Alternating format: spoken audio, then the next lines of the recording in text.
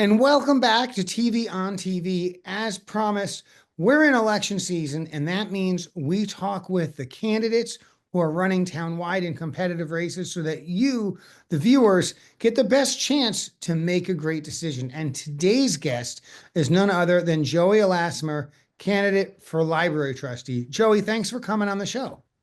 Thank you for having me.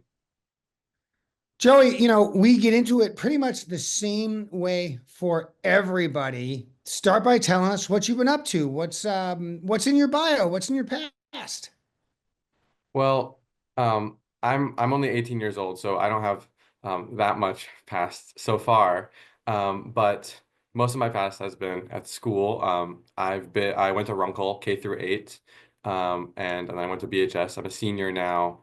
Um, I Most of my time is spent doing a lot of schoolwork, but I have some extracurriculars I like to do. I One of the things is I ski on the cross country ski team. It's like great exercise, great sport. I also am a member of the Coast Guard Auxiliary, which is the civilian volunteer branch of the Coast Guard.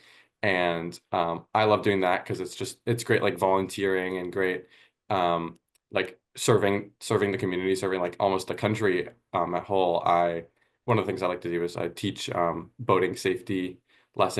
boating safety lessons. We have a lighthouse that we take care of, and I give tours of the lighthouse. I love teaching people the history of that lighthouse. So, running for library trustee, of course, there are 12 library trustees, four each year elected to 3-year terms. There are definitely going to be some open seats. Not everyone is running for reelection. Tell us about your involvement in libraries in Brookline. Well, at BHS, I'm super connected to the Brookline High School library. Um, During my free blocks, I work as a library volunteer, staffing the desk, working on collections and cataloging and kind of just like hanging out with the librarians and talking to them about library stuff. I also help run the Student Library Advisory, which is a group a little bit similar to the Board of Trustees, but not that similar. But we do some of the similar things, like we are leading the direction of the library. Like we provide input onto the direction of the library into the events that are being run through the library. And we also look at budget, which is another thing that is similar to the trustees. Recently, I was involved in this one event where we applied for a grant from the Brookline Education Foundation, and I went and testified in front of the Brookline Education Foundation, like with my presentation of why we should get this money, why we need this money, and we got the whole grant, $1,500. I was very proud of myself for that. And then I got to manage the how that $1,500 would be spent on the library. So it sounds like there are some similarities between your involvement in the BHS library and the work of a library trustee.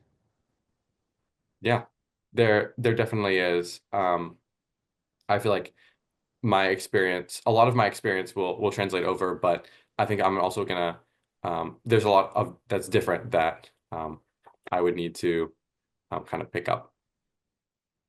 Now, one of the things you mentioned about your work with the BHS library that is certainly relevant is programming. And I want to sort of poke your brain a little bit for public library programming in the three branches. What are your thoughts about, are you looking for some new programming to make some changes to existing programming? Um, Many folks are not really that attentive about what's going on in the libraries, but for some people, it's they find one thing they really love, or they go to a lot of things. So, give us a sense about um, your thinking on the programming. Um, so the library provides a lot of really great programs, and what what I've been like looking towards this role, I've been reading a lot about what the plans are for a lot of these programs, and um, in the strategic plans and the meeting minutes of the trustees, and um, something that I was thinking about is that we have a lot of great programs, and we're always trying to add more programs. And I think that with budget on everyone's mind in this town constantly, especially at this point in time, um, we really need to be looking towards improving the current programs that we have, rather than just keeping to add more programs because it's only going to expand the budget. And I think there's a lot of improvement that can be made within what we already have versus what could be. Got it. Got it. Um, there's been some conversations in Brookline News and in other forums about morale of the librarians. Why is that important, and where do you think that's headed? Well, I mean, obviously, with the director resigning, things are very unstable right now about how things are going to turn out. Also with budget cuts and everything, and I think that like employee morale and like happiness and communication with leadership is like the most vital thing. Like the employees are the backbone. They are the foundation of the library, and if they're not happy, then that's going to trickle down to the patrons and to the community at large. So what we really need to be doing is making sure that the employees have very like that they're being treated well and they are happy, because it's all like we're all part of this big system, and we can't just keep letting them be treated poorly, basically. So you mentioned that we have a former director of the libraries. She resigned fairly recently. What are your thoughts on what our new director should be like? Um, well, what I was saying about the staff is because we need a happy and we need a staff that feels heard. We need a director who is going to um like who is going to be able to be good with people and be able to be a good communicator, someone who can listen, can listen and then think about what their actions mean to the broader staff. And of course, for the viewers at home, it is the trustees of the public library who hire that director. Is that right? Yes. So you would be um, part of that process if you're elected. Yes. That's awesome.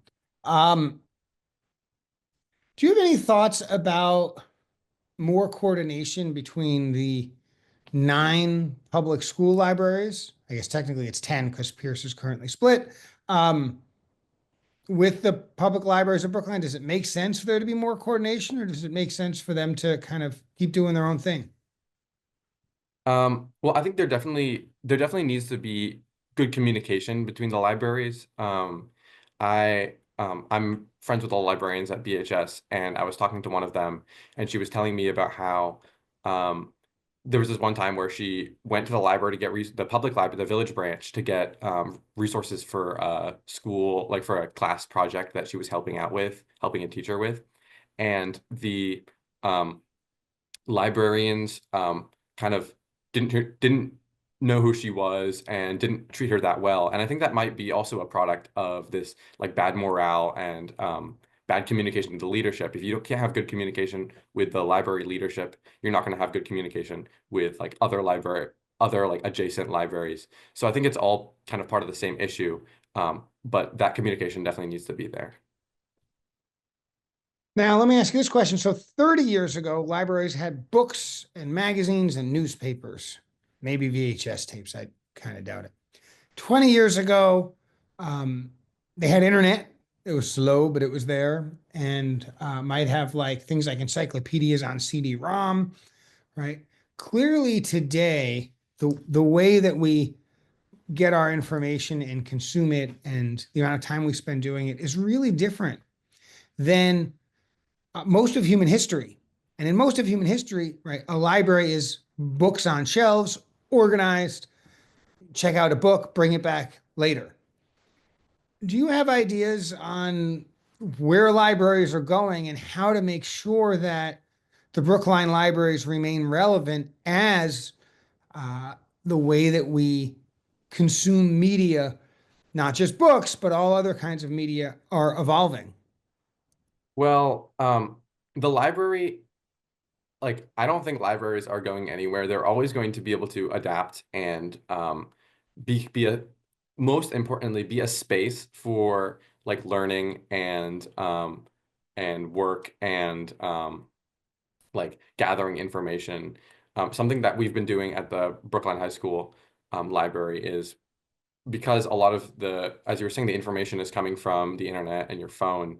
The librarians have been working on training media literacy, so that people, like, even if they're not getting the information from a book, being at the library is still going to help them be more literate in terms of what news is real, what news is fake, like what to believe. So that's definitely important, but also just as a space where people can like get this information. Um, like if you're in the library and you're working and you're kind of surrounded by these books, it's definitely a different feeling when you're getting information. It feels like that you can easily go and check. You can easily go and you have um, like trustworthy information at your fingertips. There are librarians you can ask. So I think that's where the library can play a role in that. So the election is Tuesday, May 6th. How are you going to get the word out? How are you going to interact with voters other than, of course, coming on TV right here on Brookline Interactive Group? Um, Well, I've already, especially with a lot of people my age, I've already kind of started spreading the word. A lot of my signatures to get on the ballot came from a lot of my peers, and they were kind of all cheering me on. So um, I hope to get a lot of that, those young people who um, are maybe looking to get some representation in the government from me. Um, and I think that I'm also going to try to get um, some stories out. There's a newspaper article coming about my campaign in the student-run newspaper soon, so that's going to be good. And then just you're out and about in town, right? Yeah, I mean, I'm at the library every single day, so I mean, I'm talking to the librarians. This is where I do my work, so I'm talking to people there. It's kind of it's quite a nice community of people there. So I'm definitely going to. I mean, I'm not going anywhere. Love it. Folks, thank you for joining us with our conversation with Joey Elasmar. Joey, thanks for coming on the show. Again, Joey's running for library trustee. The election is Tuesday, May 6th. There is some early voting opportunity. There's also the opportunity to vote on May 6th from 7 a.m. to 8 p.m. The expectation is that the race for library trustee will be competitive. We think there'll be 5 candidates for 4 slots. That won't be finalized for a little bit, but please do pay attention. Please do consider Joey Elasmar, and please make sure you get out and vote. Folks, thanks for watching TV on TV right here on Brookline Interactive Group, and we will see you next time.